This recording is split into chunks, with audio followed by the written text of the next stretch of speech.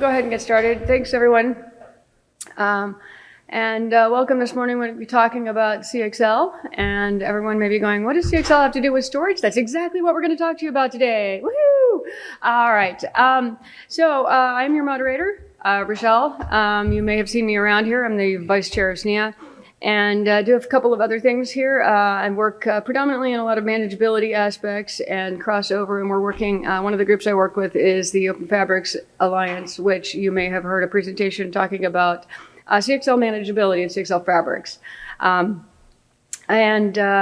So my other esteemed panelists today, we have three folks here that are going to talk about, we're going to kind of give a little bit of a primer before we get started into Q&A, so you'll hear a little bit about, learn a little bit about CXL before we jump in and give everybody a chance to answer some questions as well. First panelist today is Sandeep. Sandeep's a senior product manager at Astera Labs. He's been there for about 15 years. Well, he hasn't been there at 15 years. He has over 15 years of experience with semiconductor software diagnostic tools, developing security strategies and firmware development in SoC product lines, including CXL, SAS, RAID product controllers, SAS expanders, and PCIe switches. So a lot of experience in this area. At Astera, he focuses on driving product strategies for new market segments by translating data center bottlenecks into profitable and competitive hardware and software product roadmaps using CXL technologies. Our next panelist, moving this way, in the middle here, is Gerry Fan. So Gerry Fan is the founder of Xconn Technologies, which develops CXL and PCIe switch silicon. And so we'll be talking quite a bit today about those switch technologies. So Gerry spent 30 years in ASIC product development. Prior to founding Xconn, Gerry has been at Broadcom, Marvell, Cisco, and some other startups. He has a MSEE from Boston University. And last but not least, Steve Scargall. Switching a little bit from those hardware-centric perspectives, we have Steve coming in on the software side. So Steve works as the senior product manager and software architect at MemVerge. He works on defining software-defined memory solutions using CXL devices, Steve works across the board with industry leaders in the CXL hardware vendor, OEM, CSP, and enterprise and system integrator spaces to architect cutting-edge solutions for software-based memory management.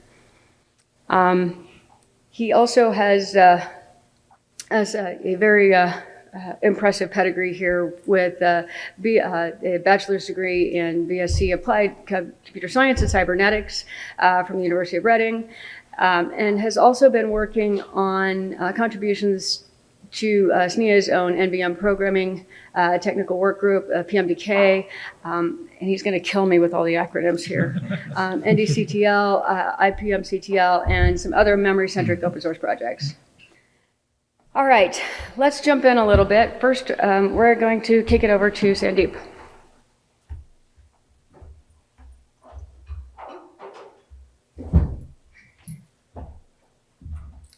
Thanks, Richelle.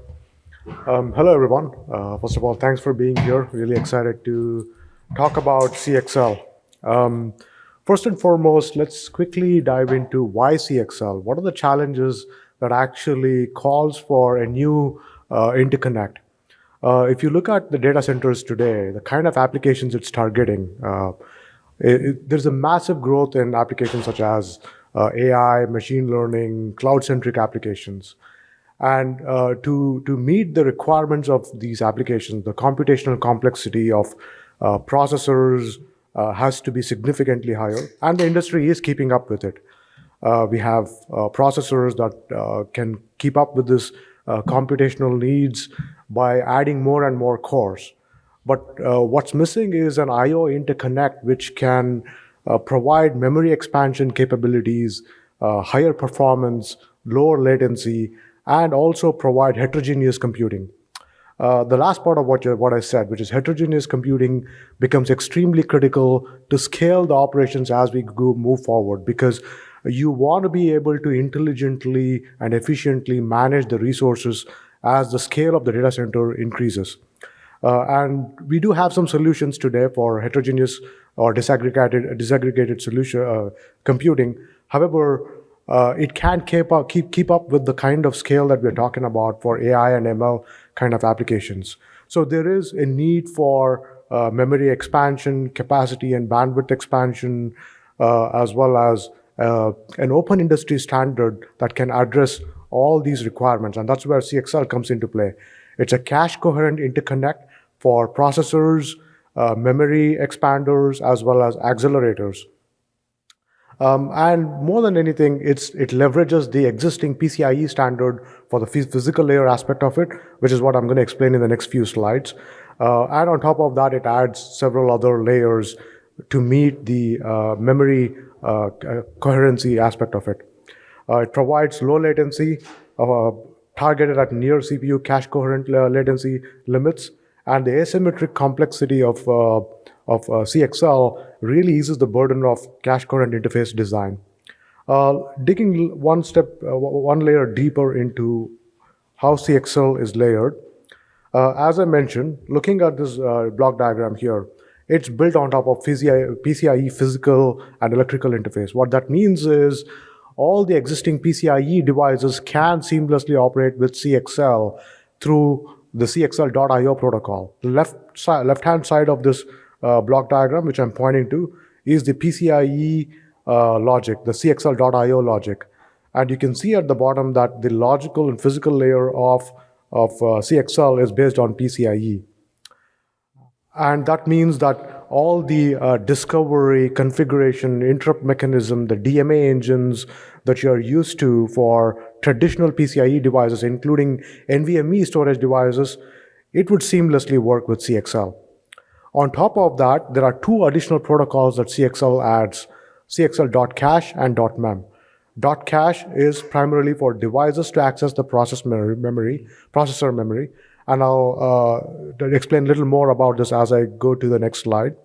And then .mem is for the processor to expand the memory from its local memory beyond what it has. So you can see from the left side, if you have a CXL device, there are three different protocols it supports. .io, as I said, is PCIe, cache, and then memory. Let's look at the representative use cases. CXL defines three types of devices. Type 1 is what we call caching devices. These are accelerators or NICs that traditionally don't have a memory attached to it.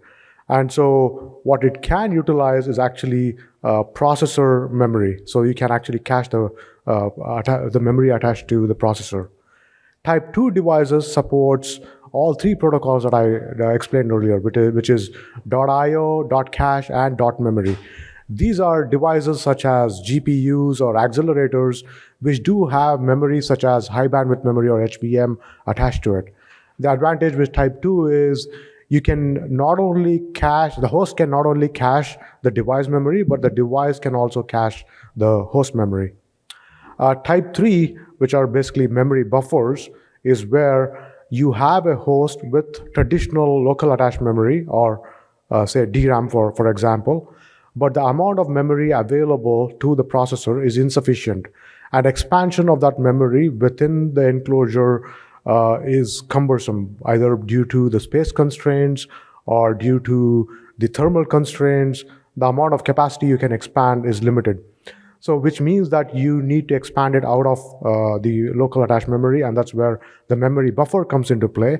And .io and .mem protocol is what we would use for expanding that memory, and that provides your not only capacity expansion, but also bandwidth expansion.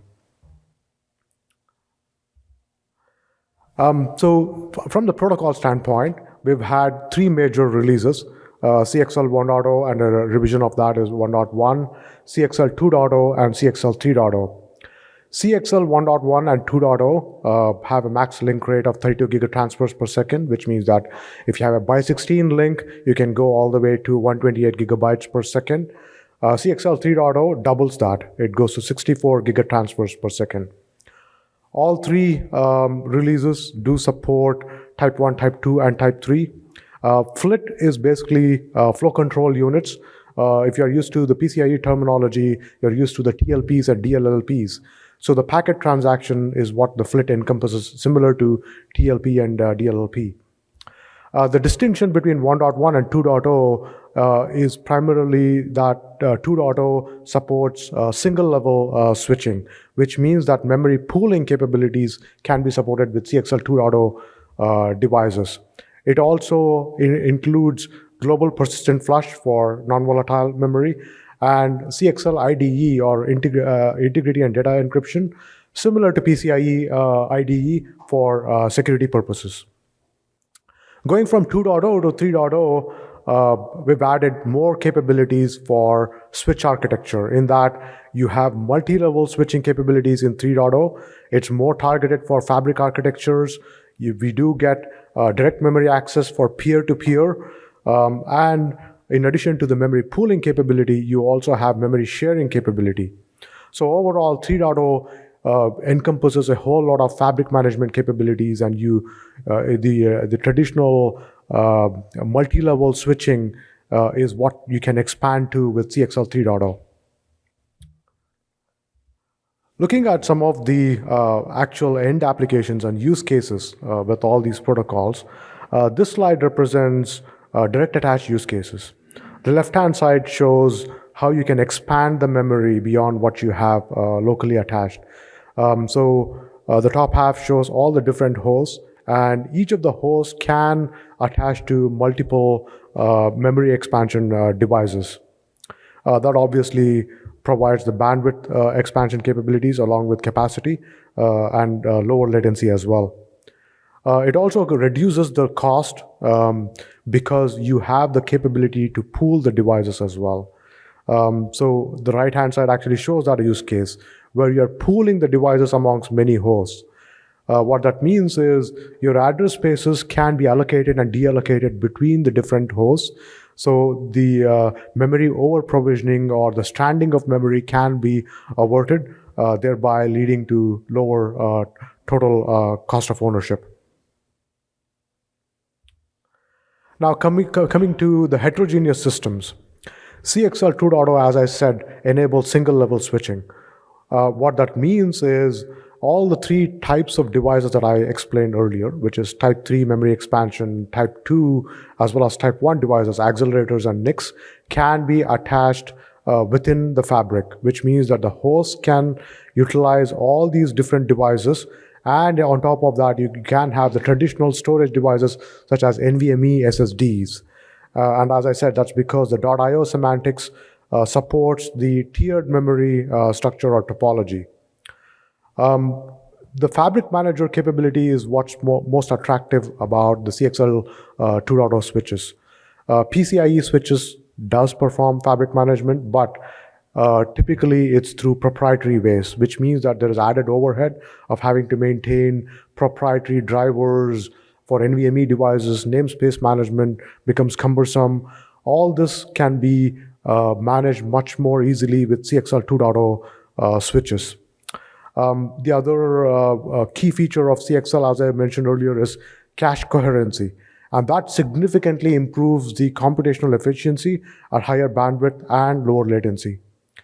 Last but not least, PCIe switches are known for supporting the I/O virtualization capabilities, whether it's MRIOV or SRIOV.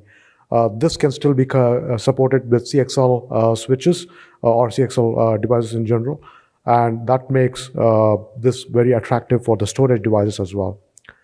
To expand a lot more on CXL 3.0 capabilities, as well as the software side of things on how it extends towards storage devices, I'll request Gerry to take over. Thank you.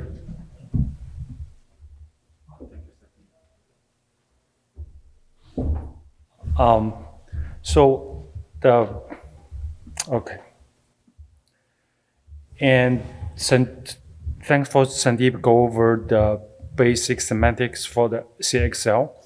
So now the question for the industry is that how do we make best use of the CXL?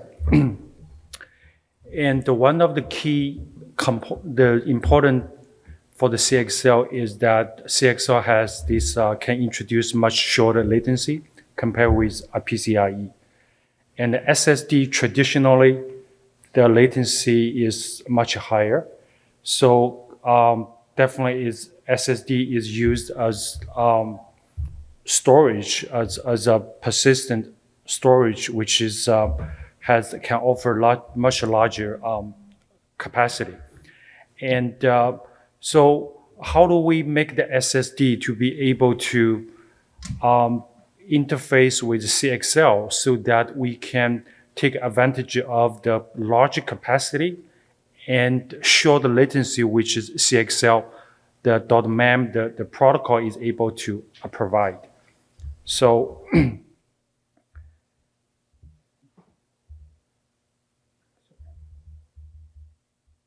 So if you look at the traditional memory and the storage hierarchy, and I borrowed one of the slides from the hot chips I attended several weeks ago. And on the top of this pyramid is obviously a register. It's very short latency followed by the cache. That mainly is with memory on chip inside CPU. Then you have this memory, which is directly attached with CPU. Typically, they can offer the round trip from 80 to 140 nanosecond. And below the level, that is what the industry is doing right now. They have this CXL-based memory. And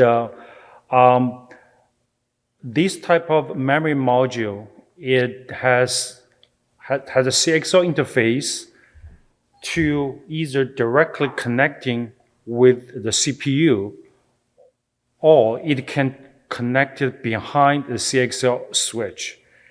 And so this type of CXL-based memory module, the latency obviously will be larger than the directly attached with the CPU. However, in general, it still offers you very attractive in terms of the round trip latency is between 170 to 250 nanosecond. And we call that like a one NUMA mode hop, these kind of latencies. The one hop NUMA node is basically from one CPU to access another CPU. That's how much the round trip time is. And the advantage of this CXL memory is offered compared with the main memory, the capacity is much bigger. And if this memory is behind the CXL switch, and typically we can build the memory expander. And those memory expander can be tens of terabytes or hundreds of terabytes. As the migration from CXL 2.0 to 3.0, which is enable the more fabric mode, and you can interconnect many CXL switch together so that you can build a much larger memory pool. However, and this still provide those is memory type is volatile, and behind that, what is industry is going to working on or has already working on is to have this like marry the memory and the SSD together. That's build another type of more like a memory semantic, this type of SSD. And I will talk about that in the next slide. And so, and the traditional SSD obviously has much longer latency, and they will serve as a storage device to hold all these large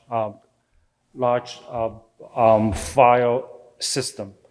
And of course, the bottom is going to be hard disk drive, and hard disk drive today is more like used as a code storage.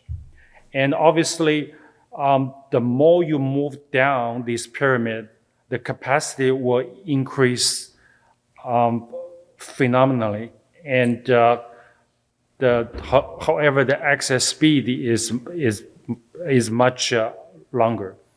And the higher you move to the top of the pyramid, you're going to have much lower latency, but however, the cost is going to be getting higher, and also the storage is not persistent.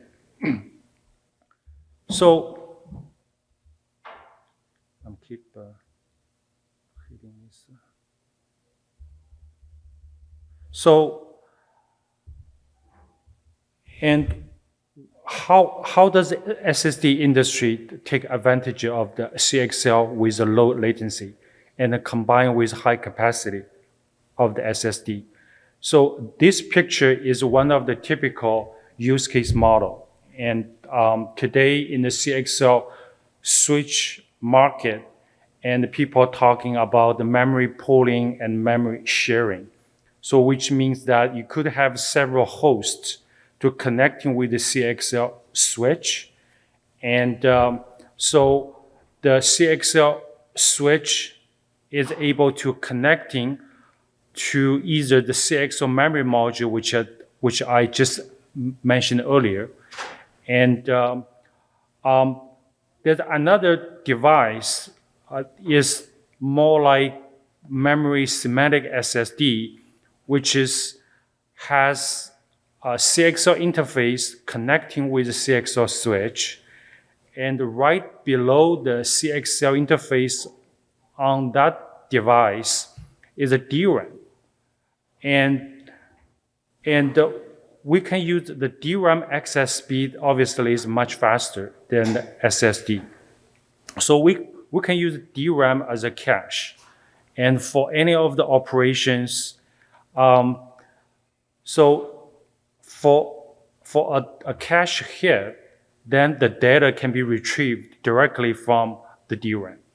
And only for those data which is not available in the DRAM cache, that can goes out to the NAND SSD.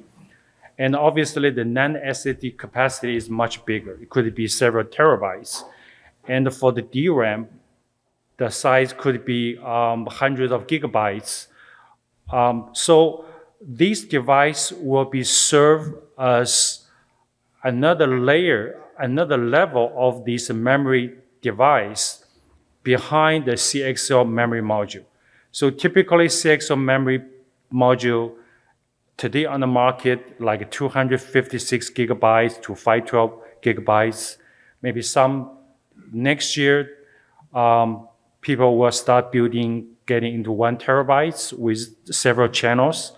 And however, with the memory semantic SSD, you can build primarily, you can based on the SSD's capacity and combine with the fast access speed to the DRAM and with connection through the CXL interface. So this will give us another layer of this on this pyramid to give us a good latency. Of course, if you carefully managing the cache hit operation, and also can give us a very good capacity and to improve the overall performance that can be done through this memory tiering and this type of memory management software along with a Fabric Manager software. So by saying that, I will hand it over to Steve, and he can talk about on the Fabric Manager and the memory tiering type of software.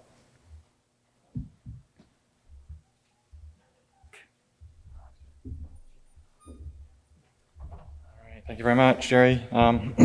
So yeah, as my introduction said, I spend most of my time in the software layer. So how do we take all the devices, the different versions of the CXL fabric specifications, and build it into something that we can use from the operating system, from an application layer. So yeah, so I spend a bit of my time in the kernel. We do QEMU work in the emulation layer, and that helps us build the development platforms that we need going forward. So, but the focus of my piece today is really just talking about the fabric managers. So again, kind of the different CXL specifications, the different fabric topologies that we've talked about, the different device types. How do we manage, orchestrate, get some telemetry out of that level there? So the specification talks about the fabric manager, and really you can kind of think of this very similar to how you would manage a SAN or a network, right? There are little bits all over, whether they be in a switch, they could be in an endpoint device, they could be in the host themselves. So it's really a conceptual term. It's not an actual thing because it lives everywhere, right? So that's the software piece where we can do the composability. We can allocate resources on demand, either statically or elastically. And like I said, this stuff can live anywhere, right? And any piece of hardware can implement some part of the fabric management specification. So we can also do, depending on the command and the requirements, we can also do inbound and out-of-band management. So obviously the administration piece would probably be out-of-band, but there are some pieces like dynamic capacity devices, for example, that can do in-band requests of saying, hey, I need some more memory. Do you have it? Yes, okay, give me more, right? So the fabric manager itself is flexible by design, right? There are very few requirements needed to be implemented by anybody for the fabric management. And that gives us the building blocks required to go build bigger and bigger pieces throughout the network. Again, a switch doesn't need to implement everything that a fabric manager needs to do. It only needs to implement whatever a switch needs to implement. What's connected to my port? What's the speed link? What protocol or protocols should I be passing through? Am I in a mesh network? Am I just a single level topology, etc.? So depending on who you are, whether you're an enterprise guy, an embedded, automotive, hyperscaler, you can start to build out what you need for your infrastructure and requirements. So this gives us the huge flexibility that are required for modern day data centers. Now there are advanced features of fabric management. And again, that kind of leads into multi-logical devices. So very similar to how you would partition a hard drive, we can do that with some of the endpoint devices that implement that. Some are single port, some are dual port, multi-port devices, which port is being used. The DCD, dynamic capacity device, like I say, is really just allowing us to elastically allocate memory on the fly from a device without having to pre-partition it ahead of time. And again, just configuring the switches, the fabric, how do we want this thing laid out? Obviously, things change over time. So that's a lot of what we do at MemVerge is that orchestration piece, right? And there's other operations like security and firmware updates that are needed for day-to-day operations and management. So bringing this up, there are low-level APIs. Each vendor can implement their own thing, so long as it implements some part of the fabric management specification, that's fine. But then we have communities like DMTF Redfish that have built a CXL specification, so that's now available. So that'll go into your servers and other devices that implement Redfish. Again, at MemVerge, we're building the software tools, both proprietary, contributing to open source communities like the kernel, like QEMU, open source tools as well. And the Linux community, where I spend most of my time, also has additional tools that are baked into the operating system now. You can just download them from your distro's package repo. Predominantly CXL and DACCTL are the two tools that we have now. And these lead on from the Intel Optane days where we had NDCTL and IPMCTL as well. So again, building on what we've just described, we can build in modules, plugins, whatever it is for your data center infrastructure management software. So that was what I had. I mean, there is a little thing at the end which abstracts a little bit more of how do we get this physical media up through the operating system and really into the hands of the application. And that's what this busy diagram is trying to describe. Each one of these vertical columns is showing you a different way of managing your memory. In this case, it could be persistent memory, it could be volatile memory, it could be NVMe storage or memory semantic SSDs that we just described. So there's a lot going on in the kernel. There's a lot already there right now. So if you take a fairly modern Linux distro with a fairly modern kernel, this stuff just works out of the box with hardware devices. And again, the gray bit in the middle, the middleware, the SDKs, NUMA control, etc. That's kind of where we're spending a lot of our time right now, just making sure that we can allow unmodified applications to take advantage of all of the hardware that's coming down the pipeline over the next few years.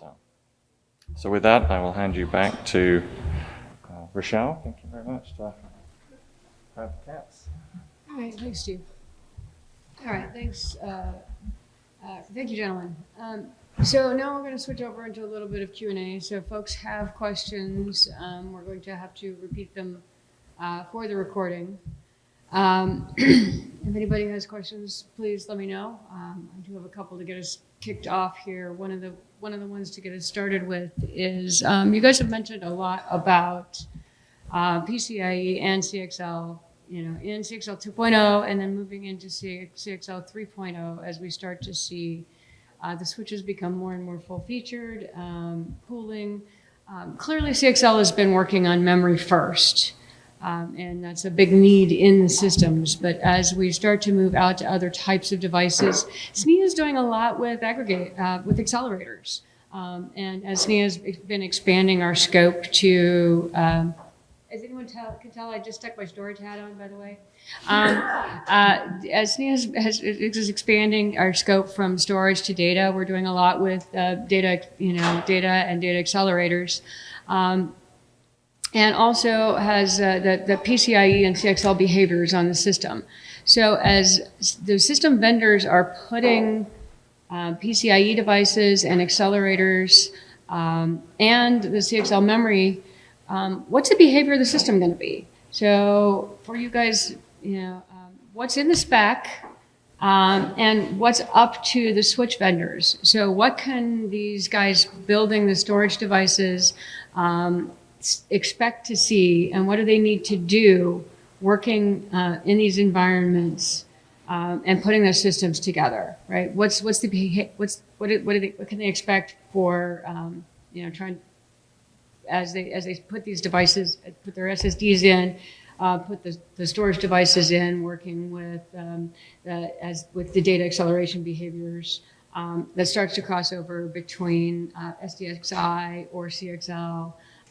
What can they expect to see working with your devices, with the CXL enabled switches? Yeah. A really long question, sorry, by the way. So I'll be happy to give a shot to this question. The question itself is pretty broad. So basically, as Richelle mentioned, that CXL has waves. So today is more focusing on the memory. So that's primarily based on the CXL 2.0. So for the CXL 3.0 and 3.1, that is more towards building much larger fabric to have more AI applications.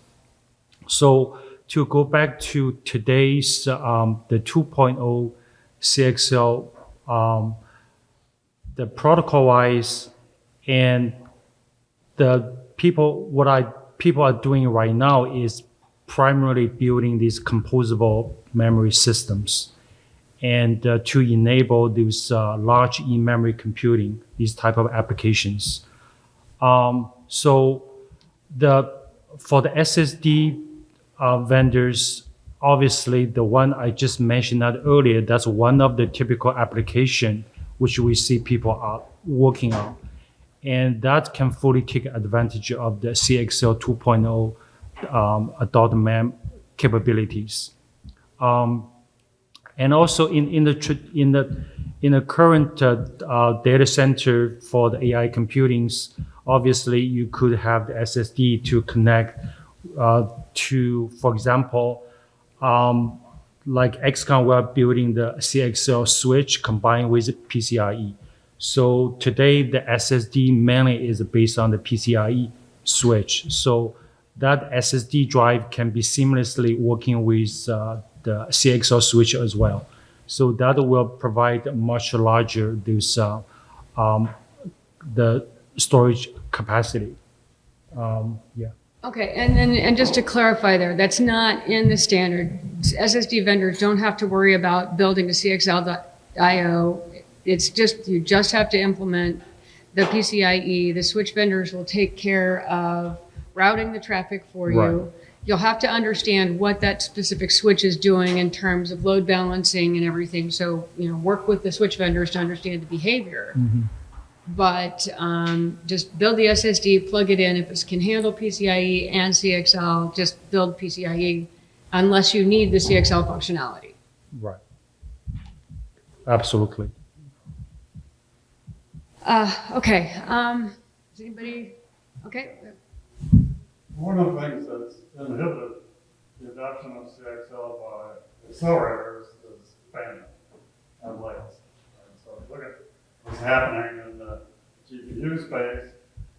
These are typically proprietary interconnects or moving to Ethernet or these protocols you get much higher bandwidth. So I understand that tying CXL to PCI Express is expedient to get it off the ground.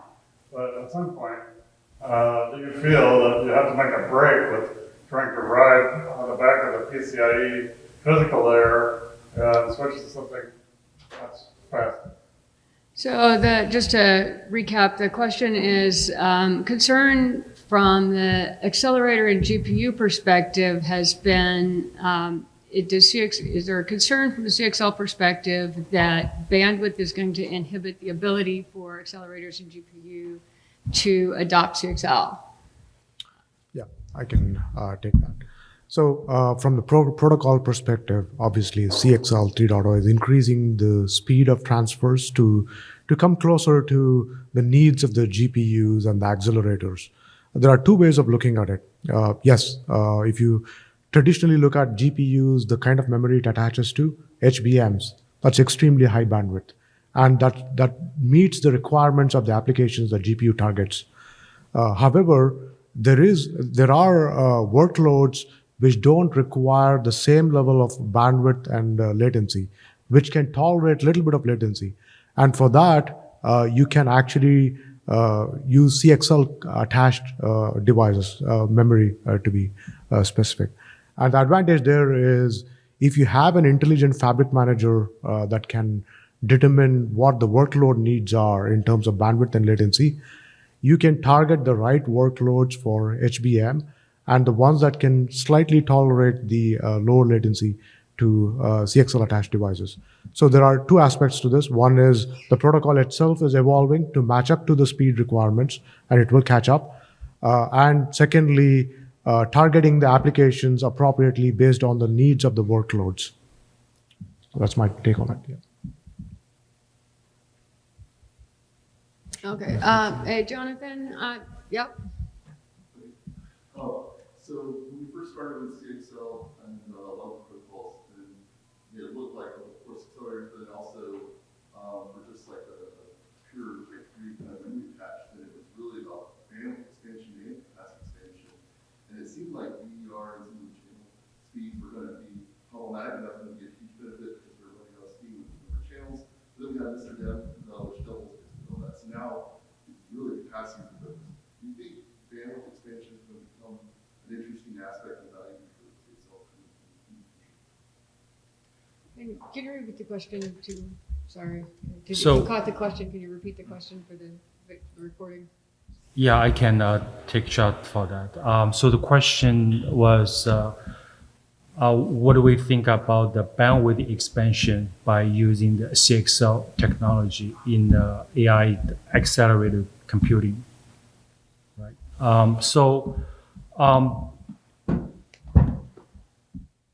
You are correct, and because of the memory, the capacity, and the bandwidth sort of run out of the steam because of direct attached to the CPU. So that's the reason that the CXL switch, we are able to add in much more additional channels. and to enable those AI accelerators to communicate with each other directly and without going through the CPU. So that is in one other regard to mitigate the bandwidth consumption through the CPU through the direct communication of these accelerators through the CXL switches. And so that's one of the primary advantages to have this switching type of structure to enable those AI accelerator communication. And of course, the CXL also, we are adding much more capacity by going through the expansion, like type 3 memory expansions. And more AI accelerators is going to support the CXL interface, so that will fully take advantage of this type of much higher throughput. And today we are on the Gen 5, and the CXL3 is going to be on the Gen 6. And the bandwidth is going to be double compared with a Gen 5 version. So that's my... If I may add one more to that, the protocol defines what's called as interleaving between channels.